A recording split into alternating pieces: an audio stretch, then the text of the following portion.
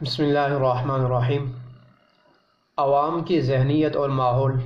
یہ بنتا جا رہا ہے کہ اسلام شاید مخصوص عبادات اور مخصوص مسائل کا نام ہے۔ وہی ہمارے مکرم واعظین، مبلغین، ان کا جو زور صرف ہوتا ہے مخصوص عبادات سے متعلق مسائل اور عبادات ہی سے متعلق کچھ اختلافی مسائل، قرات خلف الامام، رفع الیدین،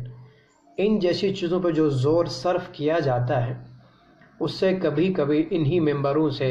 انہی محرابوں سے، انہی وعظ و نصیحت کی مجالس سے غیر مسلم تو غیر مسلم، گاہے گاہے ایک عام مسلمان کو بھی یہ پیغام جاتا ہے کہ اسلام مخصوص عبادات اور مخصوص مسائل ہی تک محدود ہے۔ ایک دور تھا جب غیر مسلمانوں کو اسلام کی مرکزیت اور جامعیت کا طعنہ دیتے تھے۔ بخاری میں حدیث موجود ہے، غیر مسلم صحابہ کو کہتے ہیں کہ آپ کے پیغمبر تو آپ کو چھوٹی سی چھوٹی چیز سکھلا دیتے ہیں، یہاں تک کہ استنجا بھی۔ تو صحابہ اسلام کی اس جامعیت اور اس مرکزیت پہ فخر کرتے کہ ہاں، اسلام چونکہ ایک آفاقی مذہب ہے، ایک فطری مذہب ہے، ایک مکمل ضابطہ حیات کا نام نہیں، یہ نہیں کہ چند مخصوص چیزیں بس وہ مذہبی ہیں، اس کے علاوہ مکمل آزادی ہو حیوانوں کی طرح زندگی گزارنے کا، نہیں، اسلام ایک مکمل ضابطہ حیات، ایک مکمل نظام خداوندی کا نام ہے۔ تو پیغمبر نے ہمیں استنجا تک کرنا سکھا دیا، مگر ہمارا جو رویہ ہے کہ عبادات ہی تک محدود، عمل کرنے میں بھی اور اس سے بیان کرنے میں بھی، تو اس سے ہم نے خود اس فخریہ چیز کو، اسلام کی جامعیت کو محدود کر دیا، جبکہ یہ بات بھی روز روشن کی طرح آیا ہے، نص صریح سے ثابت ہے کہ حقوق اللہ اور عبادات یہ توبہ و استغفار، ندامت کے آنسو فضل رب سے معاف ہو سکتے ہیں، مگر حقوق العباد معاملات نہ تو انہیں ندامت کے آنسو بہا سکتے ہیں، نہ توبہ و استغفار کی کثرت انہیں چھپا سکتی ہے، نہ فضل خداوندی بندے کے معاف کرنے تک شامل ہو سکتا ہے۔ تو عبادات کے معاملے کو مسلمان کو سمجھنا چاہیے کہ یہ اسلام کا ایک اہم شعبہ ہے، لیکن آج معاملات حقوق العباد، خاص کر جو تجارتی معاملات ہیں، اب مسلمانوں کے ذہنوں سے وہ چیزیں اس طرح نکلتی جا رہی ہیں کہ یہ دور دور تک کہیں محسوس بھی نہیں ہوتا کہ وہ چیزیں اسلام سے تعلق رکھتی ہیں، ہمارے وہ تجارتی طریقے بھی، ان میں بھی اسلام کا کوئی عمل دخل اور رہنمائی ہو۔ تو سب کا سبب یہی ہے کہ ہمارا عمل کرنے میں بھی زور صرف عبادات ہی کی حد تک ہے، اور بیان کرنے میں بھی یہی تک ہمارا سارا زور ہوتا ہے۔ یوں تو مسلمانوں کے جتنے بھی طبقے ہیں، ہر طبقہ دوسرے طبقے پر تان کرتا رہتا ہے کہ اس نے اسلام کو محدود کر دیا، مخصوص مسائل تک رکھ کر کے، انہی پہ زور لگا کر کے، لیکن تاریخ کا مطالعہ کرنے سے یہ بات ثابت ہو جاتی ہے کہ یہ بات تقریباً ہر مسلمان طبقے میں ہے کہ اپنی ہی مطلب کی کچھ چیزیں لی جاتی ہے اور انہی پہ زور دیا جاتا ہے اور اسے اسلام سمجھا جاتا ہے اور وہیں تک محدود رکھا جاتا ہے۔ اس کی مرکزیت اور اس کی جامعیت کو تصور سے دھیرے دھیرے نکالا جا رہا ہے۔ عبادات ہی کا معاملہ جب اتنا اہم ہے اسلام کے اندر، تو ان مسائل میں کچھ خاص مسائل، ایک مسئلہ آج وہ اپنی گھاس وغیرہ کی کٹائی اور اس کی بیچنے کا ہے۔ دیکھا جاتا ہے کہ جو لوگ ہجرت کر کے اپنے علاقوں کو چھوڑ آئے ہیں، گریز سے، سری نگر، دوسری جگہوں پہ، یا دراز لداخ سے یا کرنا وغیرہ سے، خود یہاں بھی میں نے دیکھا جو باغ کے مالکان ہیں، جن کے باغ میں گھاس آئی ہوئی ہوتی ہیں قدرتی طور، بنا کسی سینچائی اور محنت کے، وہ لوگ اس گھاس کو کاٹنے سے پہلے ہی، محفوظ کرنے سے پہلے ہی مال مویشی والوں کو بیچ دیتے ہیں۔ یا اسی طرح جو لوگ یہاں رہنے کے لیے ہجرت کر کے آئے ہوئے ہوتے ہیں، وہ اپنے وہاں کے کھیت کھلیان کو جو گھاس کے ہوتے ہیں اور جو قدرتی طور خود رو گھاس ہو رہی ہوتی ہیں،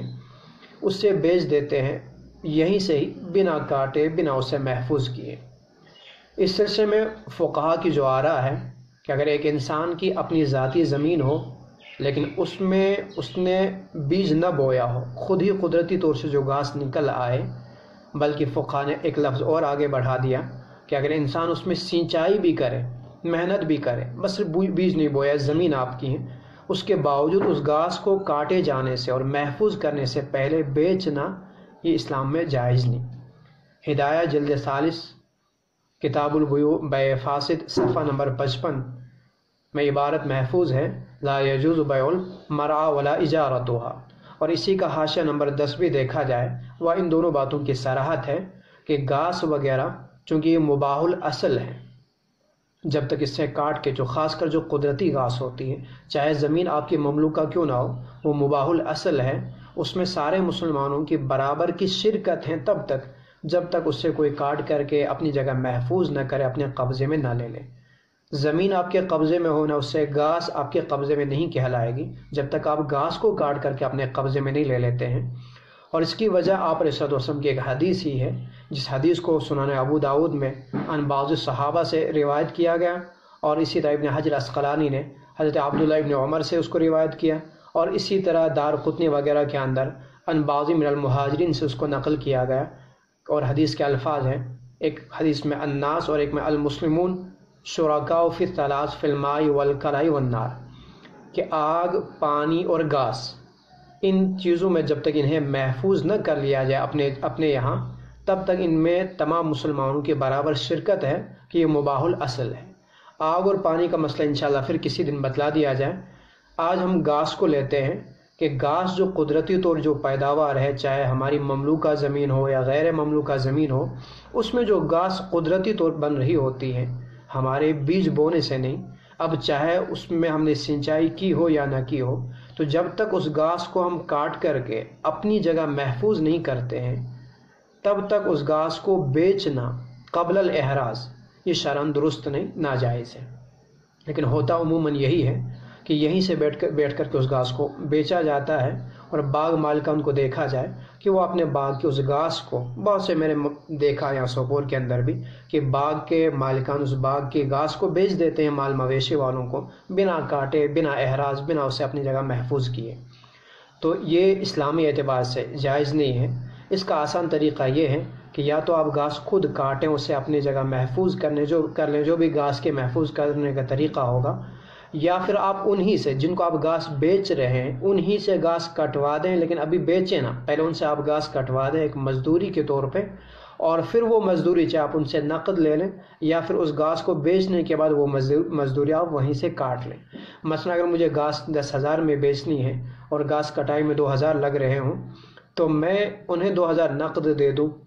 اور پھر اس کے بعد کاٹے جانے کے بعد پہلے اسے اپنی جگہ محفوظ کر لوں، اس کے بعد انہیں بیچ دوں 10,000 میں، 2,000 انہیں نقد دے دوں اور وہ مجھے 10,000 دے دیں، یا پھر یہ کہ میں پھر ان سے بعد میں 8,000 لوں اور 2,000 کہہ دوں وہ تمہاری مزدوری، وہ وہیں سے میں نے کاٹ لی۔ تو جو بھی آپس میں طے کر لیں۔ تو خیر یہ ضروری ہوگا کہ پہلے آپ اس سے کاٹیں،